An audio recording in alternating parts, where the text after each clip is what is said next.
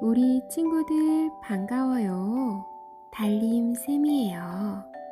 오늘 하루도 즐겁게 보냈지요? 즐거웠던 생각하면 선생님은 미소가 가득해져요. 우리 친구들도 미소 지으며 포근한 이불 덮고 잘 자요.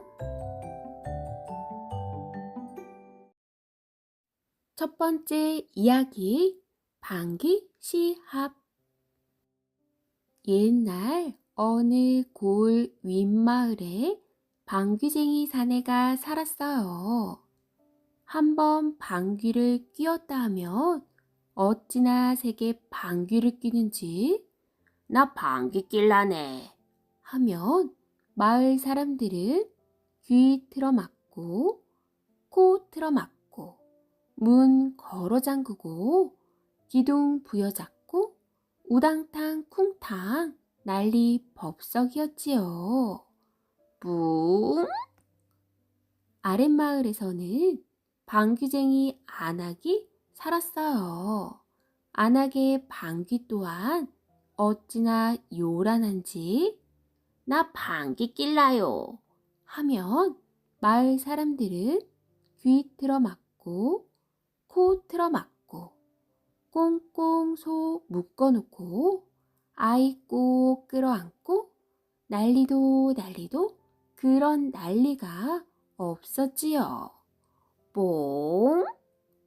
하루는 방귀쟁이 사내가 낮잠을 늘어지게 자고 있는데 땅이 흔들리고 벽이 쩍 갈라졌어요.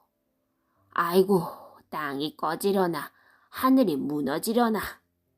그때 아랫마을에서 한 사람이 헐레벌떡 달려왔어요. 네, 태어나 저렇게 센 방귀는 처음일세. 아랫마을 방귀쟁이 안하기 방귀는 소문대로 대단하구먼. 뭐, 아랫마을 방귀쟁이? 나보다 센 방귀를 낀단 말이야? 방귀쟁이 사내는 속이 베베 꼬여 참을 수가 없었어요.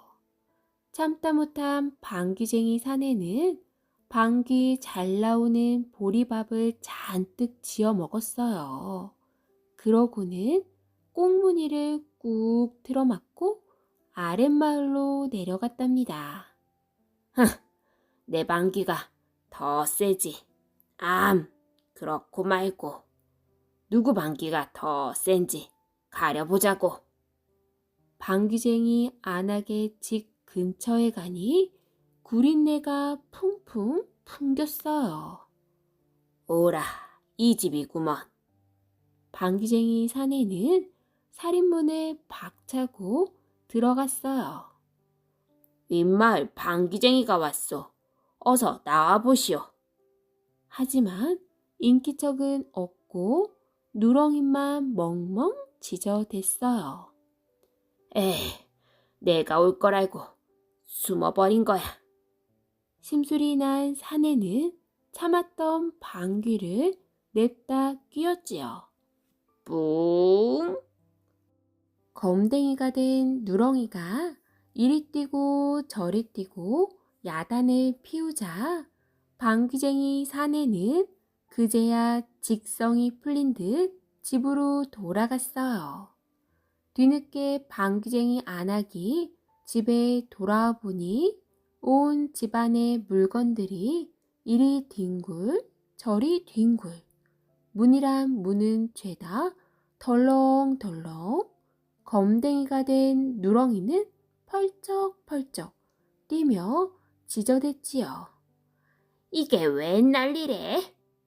안악은 콧구멍을 발랑발랑 냄새를 맡으며 아이고 그립네. 윗마을 방귀쟁이 짓이구만. 안악은 방귀 잘 나오는 고구마 한 광주리를 쪄먹고 불이 나게 윗마을로 올라갔어요. 저만치 윗마을 방귀쟁이의 초가집이 보였답니다. 안악은 주먹을 불끈 쥐고는 방귀쟁이의 집을 향해 돌아섰어요. 그러고는 젖먹던 힘까지 모아서 방귀를 뀌었지요. 끙, 뽕. 마침 뒷간에서 똥을 누던 방귀쟁이 사내는 뒷간이 무너지는 바람에 철퍼덕 똥을 깔고 앉아버렸답니다. 도저히 참을 수 없어. 화가 난 윗마을 방귀쟁이 사내가 방귀를 붕 끼자 맷돌이 휙 날아갔어요. 맷돌은 아랫마을 방귀쟁이 안악내 지붕 위로 쿵 하고 떨어졌지요.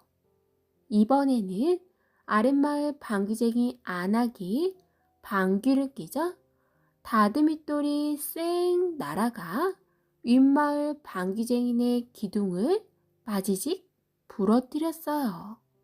그 뒤로도 계속 항아리가 뿡, 솥단지가 뽕, 요강이 뿡, 경대가 뽕, 3일 낮, 3일 밤 동안 뿡뿡, 뽕뽕, 뿡뿡, 뽕뽕.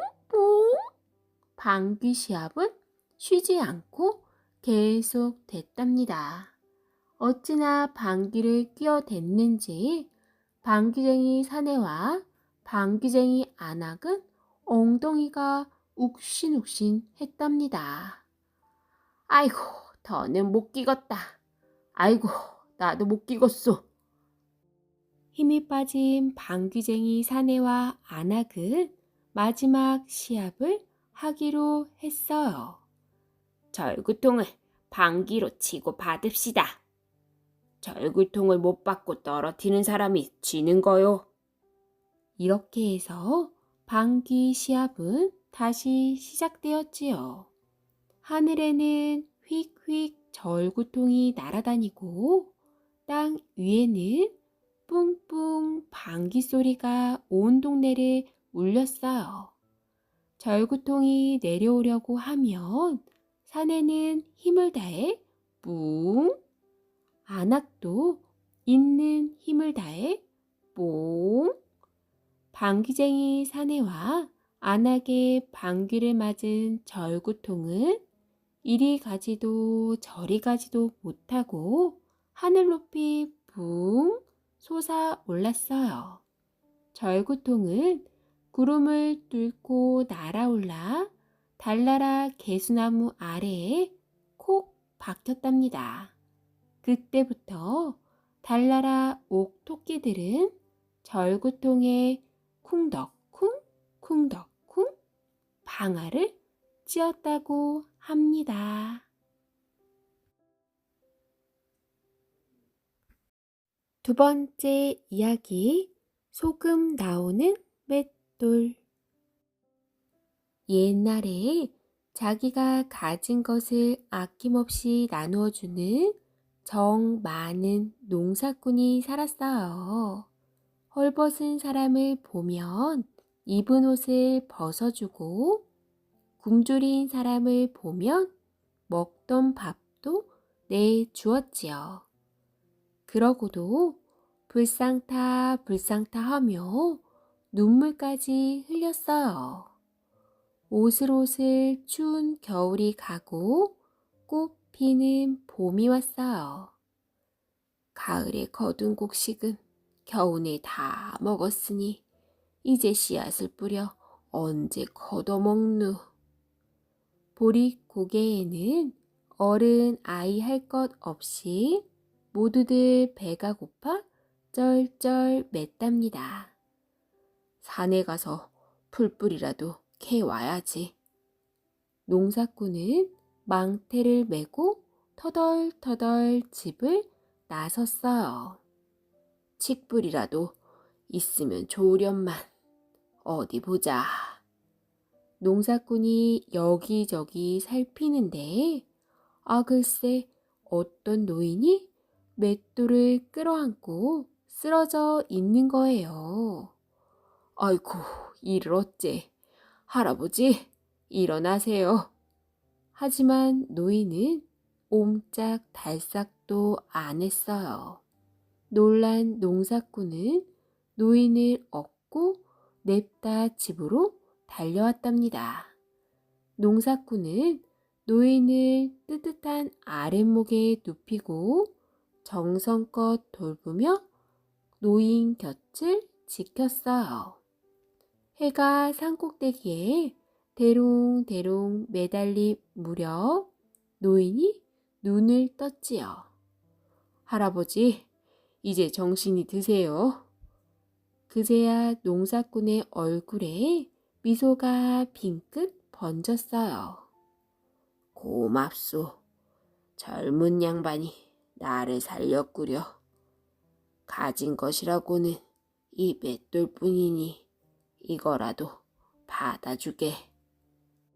농사꾼은 괜찮다며 손사래를 쳤지만 노인은 기어코 맷돌을 두고 떠났답니다. 농사꾼은 맷돌을 물끄러미 바라보다가 동글동글 콩이라도 있으면 이 맷돌을 갈아서 너도 나도 모두 모여 죽이라도 쑤어 먹을 텐데 하며 득득 빈 맷돌을 돌렸어요. 그런데 이게 웬일일까요? 맷돌에서 콩이 스와르르 스와르르 한도 끝도 없이 쏟아졌어요. 깜짝 놀란 농사꾼이 이제 그만 하자 나오던 콩이 뚝 멈추는 거예요. 어허, 거참 신동한 맷돌일세. 아무래도 보통 맷돌이 아니야. 농사꾼은 다시 득득 맷돌을 돌렸어요. 보기만 해도 좋은 돈, 너도 나도 모두 나눠 쓸 돈 나와라. 했더니 돈이 와르르 와르르. 이제 그만. 그러자 나오던 돈이 뚝 멈추는 거예요. 어허, 거참 신기한 맷돌일세. 농사꾼은 또 득득 맷돌을 돌리며 맛있고 귀한 쌀, 너도 나도 모두 나눠 먹을 쌀 나와라. 했더니 쌀이 스와르르 스와르르. 이제 그만. 그러자 쌀이 뚝 멈추는 거예요. 어허, 거참 고마운 맷돌일세. 신통방통한 맷돌 덕분에 농사꾼은 큰 부자가 되었답니다. 농사꾼 덕에 마을 사람들도 덩달아 부자가 되었어요. 부처님 가운데 토막 같은 사람일세. 보는 사람마다 침이 마르도록 농사꾼을 칭찬했어요. 농사꾼의 소문은 사람들의 입에서 입으로 이웃마을 김부자의 귀까지 들어갔어요. 저희들끼리 요술 맷돌로 잘 먹고 잘 산다 이거지. 요술 맷돌 그거 참 탐나는구먼. 빼앗을 좋은 방법이 없을까. 김부자는 눈을 대굴대굴 굴리며 생각하고 또 생각했답니다. 그리고 그날 밤 김부자는 도둑 고양이처럼 농사꾼 집으로 살금살금 들어가 맷돌을 훔쳐 나왔어요. 하하하, 이제 나는 세상에서 가장 큰 부자야. 가만히 있자. 맷돌을 빼앗기면 큰일인데. 김부자는 허겁지겁 강가로 달려가 배에 올라탔어요. 그리고 바다 한가운데까지 노를 저어 갔답니다. 그제야 김부자는 마음이 놓였어요. 여기는 아무도 없겠지.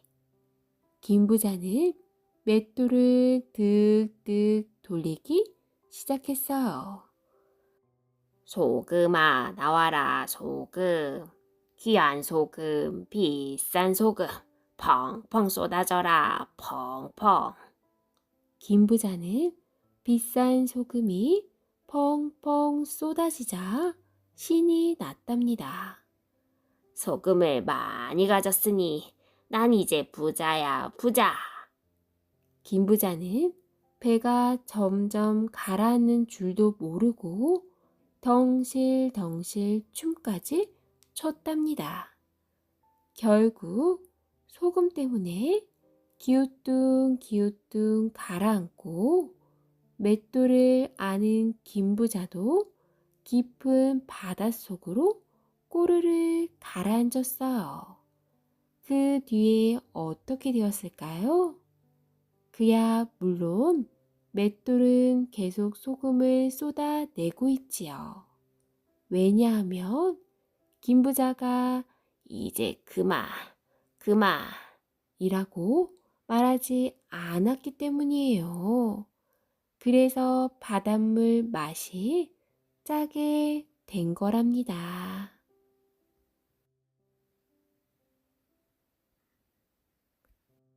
세 번째 이야기, 발이 대기. 옛날 어느 마을에 한 대감이 살았습니다. 대감에게는 딸만 6명이 있었어요. 이번에는 꼭 아들을 낳겠지. 하지만 7번째도 또 딸이 태어났답니다. 대감은 너무나 속이 상해서 버럭 소리를 질렀어요. 또 딸이라고. 꼴도 보기 싫으니 당장 내다 버리시오.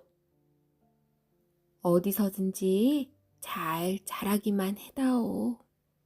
대감 부인은 너무 슬펐지만 어쩔 도리가 없었어요. 부인은 아기의 이야기를 쓴 종이와 함께 갓난 아기를 포대기에 싸서 콩밭에 놓아두었어요. 응애, 응애. 마침 지나가던 스님이 아기 울음소리를 들었습니다. 아니, 이런 곳에 아기가 버려져 있다니. 가여워라. 스님은 아기를 들어 품에 안았어요. 버려진 아기이니 이름을 바리대기라고 지어야겠군. 스님은 아기를 소중히 안고 절로 들어갔습니다. 어느덧 세월이 흘러 대감의 6딸은 모두 시집을 갔어요. 대감은 늙고 병이 들어 자리에 눕게 되었답니다. 대감의 병은 날이 갈수록 깊어졌어요. 9개 산을 넘고 강을 건너 골짜기 기와집에 병을 고칠 약이 있다는군요. 부인이 걱정스럽게 말했어요. 누가 그 험한 곳에 가려고 하겠소. 대감은 한숨을 내쉬었어요.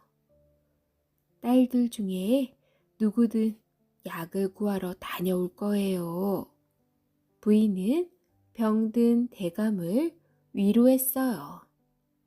저는 농사일이 바빠서 못 가요. 저는 집안일이 많아서 못 가요. 저는 몸이 약해서 못 가요.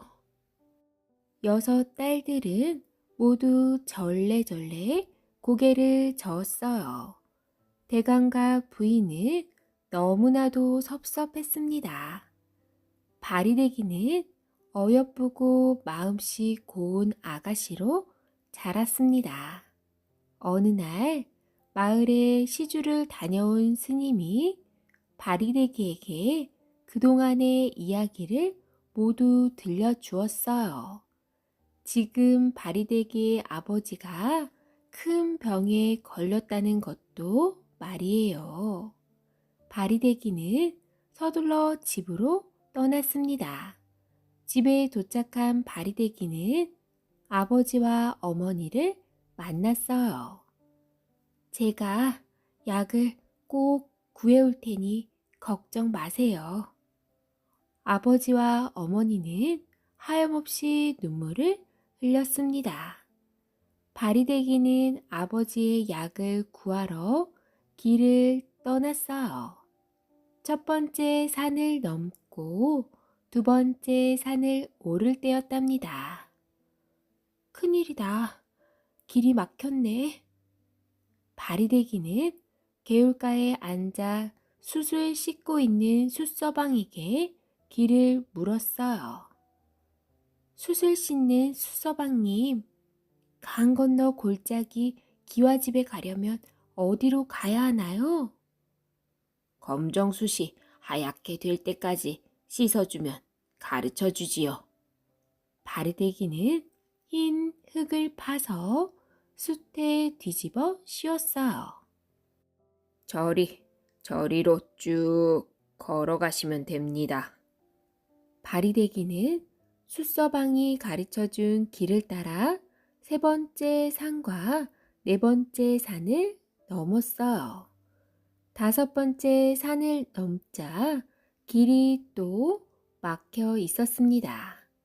그때 우물가에서 빨래를 하는 총각이 보였어요. 빨래하는 빨서방님, 강 건너 골짜기 기와집으로 가는 길을 가르쳐 주세요. 흰 빨래가 검게 될 때까지 말아주면 가르쳐 주지요. 바리새기는 까마중 열매를 따다가 흰 빨래를 까맣게 물들였어요. 저리로 쭉 걸어가면 됩니다. 바리새기는 빨서방이 가리키는 쪽으로 다시 걸어갔어요. 아찔아찔 일곱 번째 낭떠러지 산을 넘고 뾰족뾰족 여덟 번째 가시나무 산을 넘어 울퉁불퉁 아홉 번째 바위산에 올라섰습니다. 휴, 겨우 다 왔네. 바리새기의 등에서는 땀이 흘러 내렸어요. 그런데 이번에는 출렁이는 강물이 눈앞에 보였어요. 바리새기는 부지런히 걸어 강가에 도착했습니다. 어떻게 강을 건너지? 아버지 약을 구해야 하는데. 바리새기는 털썩 주저앉아 울음을 터뜨렸어요. 그때 강물 속에서 무시무시한 용이 머리를 쑥 내밀었어요. 여기는 무슨 일로 찾아왔느냐? 아버지 약을 구하려고 왔어요. 바리새기의 이야기를 들은 용은 쩌렁쩌렁한 소리로 말했어요. 내가 강을 건너게 해주마. 대신 골짜기 기와집에 가면 대들보에게 내가 왜 하늘로 못 올라가는지 물어봐 주렴. 바리새기는 고개를 끄덕였습니다. 강을 건너 골짜기에 닿자 커다란 기와집 한 채가 보였어요. 약은 어디에 있을까? 바리새기는 기와집들의 꽃밭을 둘러보았어요. 내가 약이랍니다. 살살이 꽂히지요. 내가 약이랍니다. 피살이 꽂히지요. 내가 약이랍니다. 숨살이 꽂히지요. 바리새기는 하양, 빨강, 파랑, 꽃 세 송이를 조심스레 꺾었어요. 그리고 기와집 대들보에게 물어보았지요. 왜 용이 하늘로 올라가지 못하는 거니? 입속에 든 구슬 한 개를 버리라고 해. 바리새기는 골짜기를 지나 다시 강가에 다다랐습니다. 기다리고 있던 용에게 대들보에게서 들은 말을 전했어요. 용은 입속에 든 구슬 한 개를 얼른 토해냈답니다. 용은 바리대기를 강 건너편에 데려다주고 하늘로 날아올랐습니다. 아버지는 좀 어떠실까? 바리대기는 꽃 세 송이를 품에 안고 다시 9개의 산을 넘고 강을 건넜어요. 바리대기는 집에 도착하자마자 문을 열고 뛰어 들어갔어요. 하지만 아버지는 이미 숨을 거둔 뒤였답니다. 이제 와서 어떻게 하겠다는 거야? 언니들은 바리대기를 보며 비웃었어요. 아버지, 바리대기가 왔어요. 살살이 꽃으로 살 이루소서. 피살이 꽃으로 피 이루소서. 숨살이 꽃으로 숨 이루소서. 바리대기는 죽은 아버지의 몸 위에 하양, 빨강, 파랑 꽃 세 송이를 차례로 놓았어요. 그러자 아버지의 몸에 살이 붙고 피가 돌더니 마침내 숨을 쉬기 시작했답니다. 바리대기의 지극한 정성이 아버지를 살리게 된 것이랍니다. 바리대기는 부모님과 함께 오래오래 행복하게 살았답니다.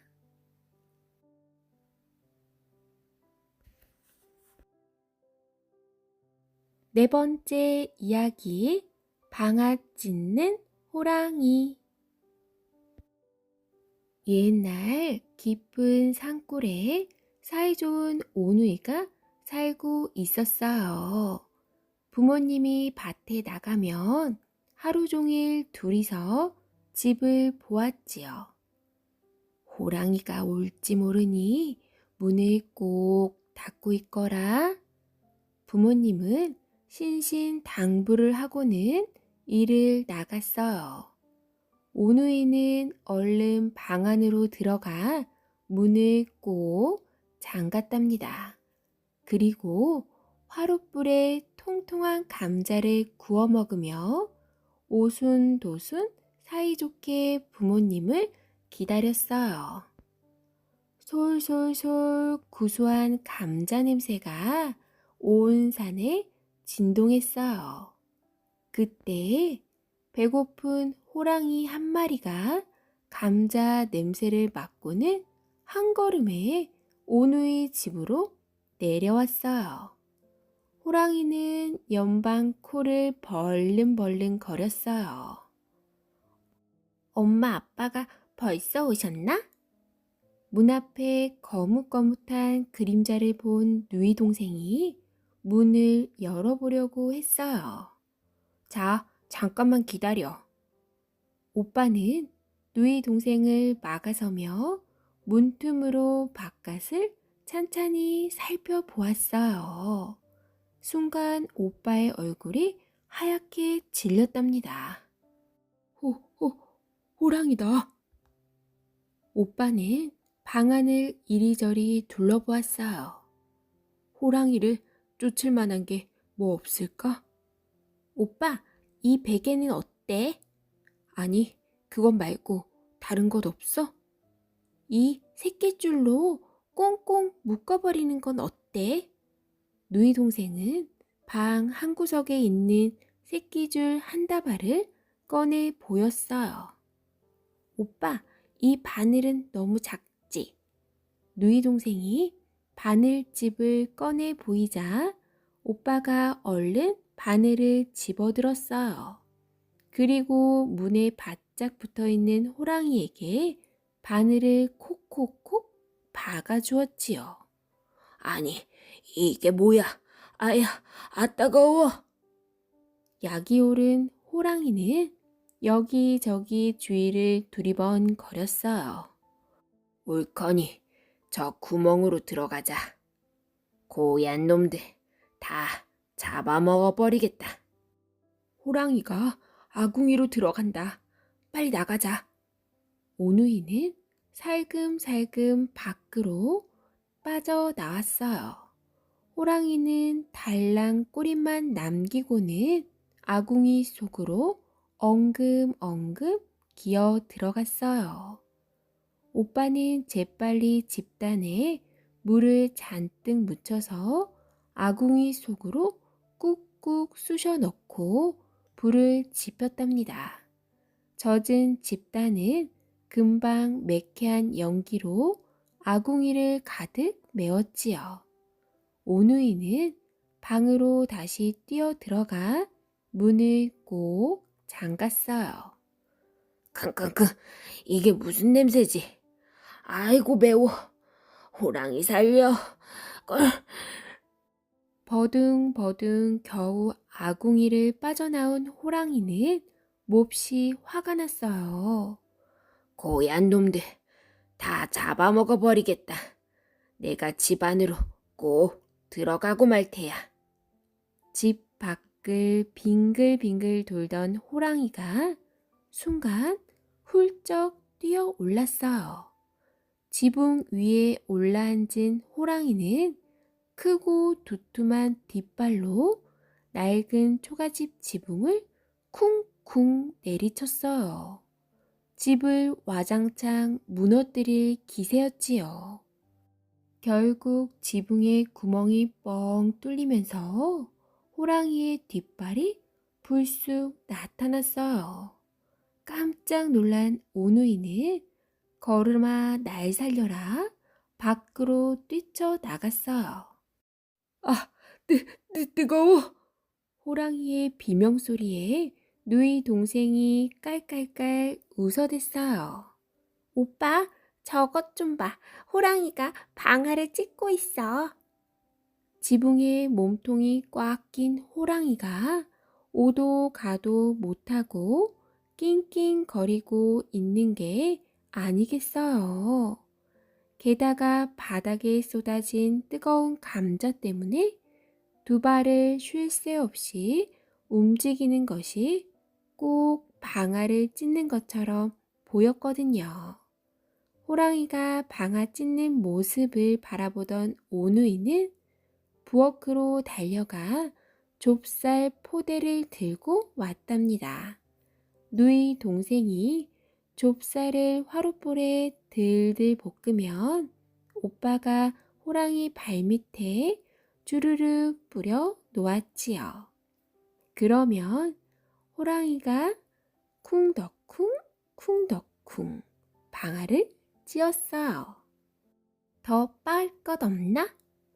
오누이는 밀이며 보리며 마른 고추를 모두 가져다 호랑이 방아로 빻았어요.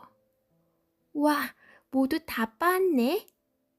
오누이는 빻아놓은 곡식과 고추를 보고 활짝 웃었어요.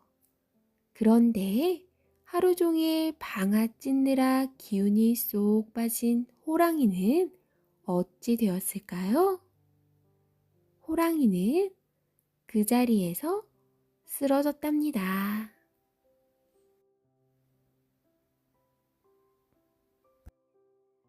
다섯 번째 이야기, 장기와 까투리. 옛날 옛적 어느 깊은 산골에 쑥껑 장기와 암껑 까투리 부부가 살았어요. 어느 추운 겨울날 온 산에 하얗게 눈이 덮여 있는데 장기와 까투리는 9 아들 12 딸을 데리고 먹을 것을 찾아 나섰답니다. 산 꼭대기에는 보라매와 모리꾼이 설쳐대고 산 골짜기에는 사냥꾼들이 개를 데리고 숨어 있으니 갈대라고는 산속의 좁은 길뿐이었답니다. 장기와 까투리는 둘이서 좁은 길로 나가 이리 기웃 저리 기웃 먹을 것을 찾았어요. 마침 눈앞에 붉은 콩 한 알이 덩그러니 놓여 있었지요. 그걸 보고 장기가 입맛을 쩍쩍 다시며 다가갔어요. 그 콩 참 담스럽기도 하네. 보기만 해도 군침이 도는군. 하지만 까투리가 장기를 말렸어요. 잠깐만요. 기다려요. 그 콩은 아무래도 수상해.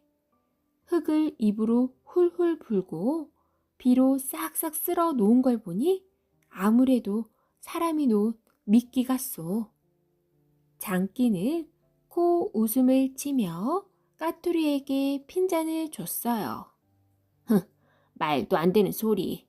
눈이 이렇게 많이 쌓여 있는데 어떤 사람이 산속까지 와서 미끼를 던져 놓는단 말이오. 까투리도 지지 않고 대꾸했어요.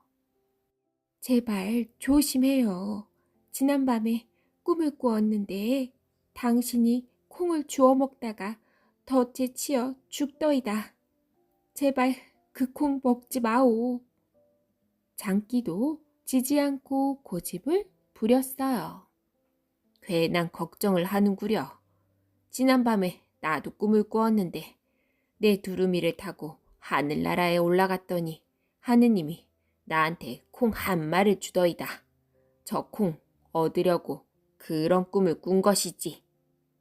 장기와 까투리는 서로 먹느니 못 먹느니 옥신각신 했답니다. 초저녁에 꿈을 꾸었는데 당신이 무쇠숯을 뒤집어 쓰고 물을 건너다가 빠져 죽더이다. 부디 그 콩 먹지 마오. 머리에 투구 쓰고 강 건너가니 그건 대장이 될 꿈이 아니오. 저 콩 먹고 힘을 내어 대장이 될 거요.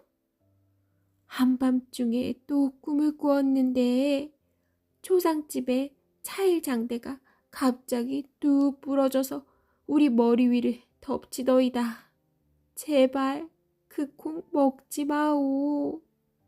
차이를 덮어 쓰는 것은 비단 이불을 덮고 잘 꿈이 아니고 무엇이요? 저 콩 먹고 부자가 되어 비단 이불 덮어봅시다. 새벽녘에 또 꿈을 꾸었는데 이 몸이 사나운 개에게 쫓겨 산밭으로 들어가 삼배 상복을 몸에 친친 감더이다. 부디 그 콩 먹지 마오. 쓸데없는 소리. 보잘것없는 꿈을 가지고 겁주지 마오. 꿈이고 무엇이고 옛날부터 오늘까지 먹는 것이 으뜸이지.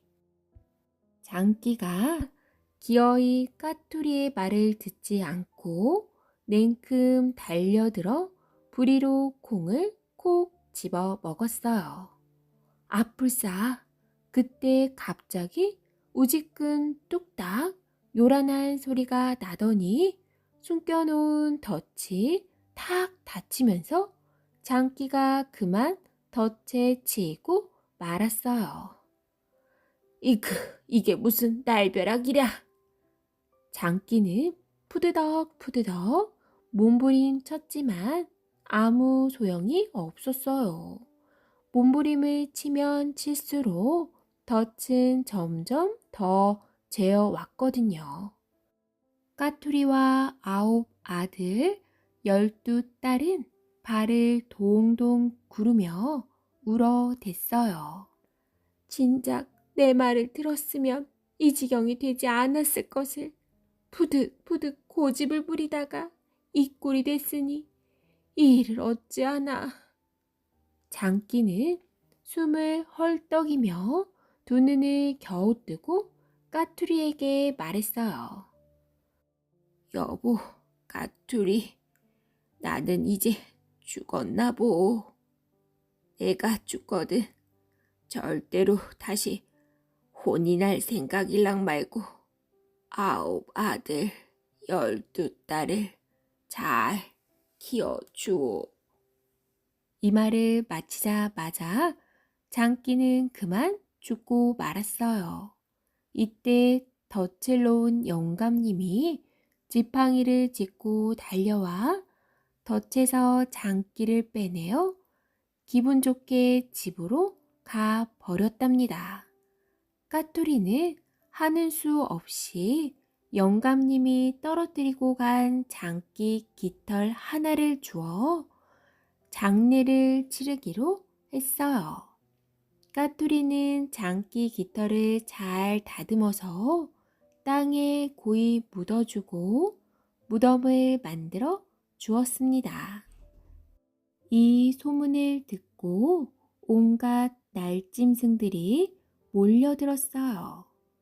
두루미, 제비, 앵무새, 따오기, 방울새, 외가리, 황새, 뱁새, 솔개, 박새, 참새, 딱따구리, 까마귀, 부엉이, 기러기, 물오리 모두들 앞을 다투어 몰려와서 장례를 함께 치렀지요.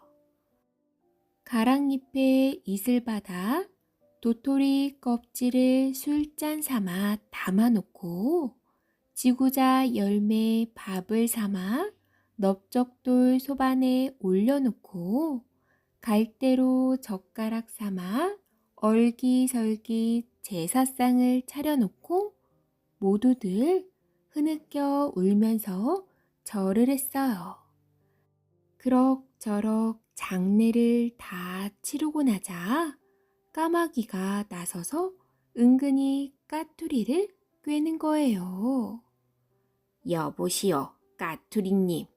나로 말할 것 같으면 북쪽 끝에서 남쪽 끝까지 못 가는 데가 없고 세상에 있는 것 가운데 모르는 것이 없다오. 이만하면 1등 신랑감이 아니오. 나와 혼인하는 게 어떻소?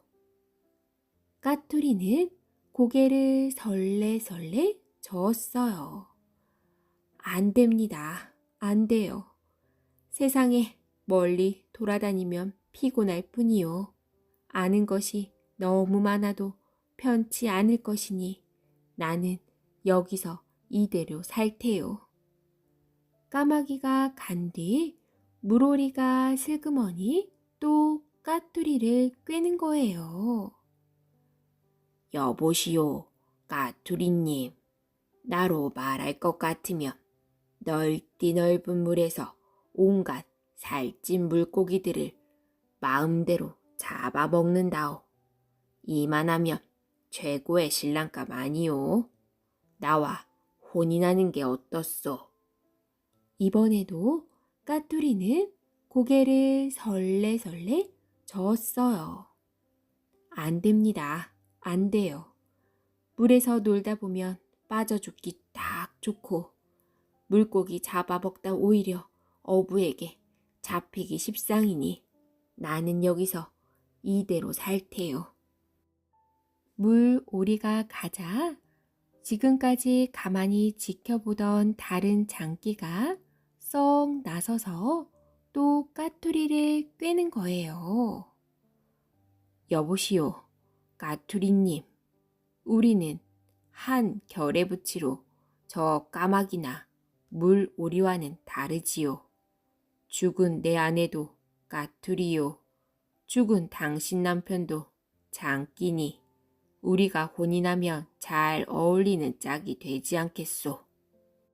그 말 끝에 까투리가 잠깐 생각하다가 드디어 고개를 끄덕였어요. 그럽시다. 까투리가 장기 신랑 맞이하는 것이 제격이겠지요. 이렇게 해서 까투리는 새 장기를 맞아 혼인을 하고 나머지 새들은 훨훨 날아 모두 제 집으로 돌아갔어요. 까마귀는 까옥, 오리는 꽥꽥, 부엉이는 부엉, 기러기는 기럭, 따오기는 따옥, 방울새는 딸랑, 외가리는 웩웩, 제비는 지지배배 모두 훨훨 날아 제 집으로 돌아갔지요. 까투리와 장끼는 새 살림을 차리고 재미나게 살았어요. 9 아들, 12 딸을 시집 장가 다 보내고 경치 좋은 곳으로 놀러 다니면서 깨가 쏟아지게 잘 살았답니다.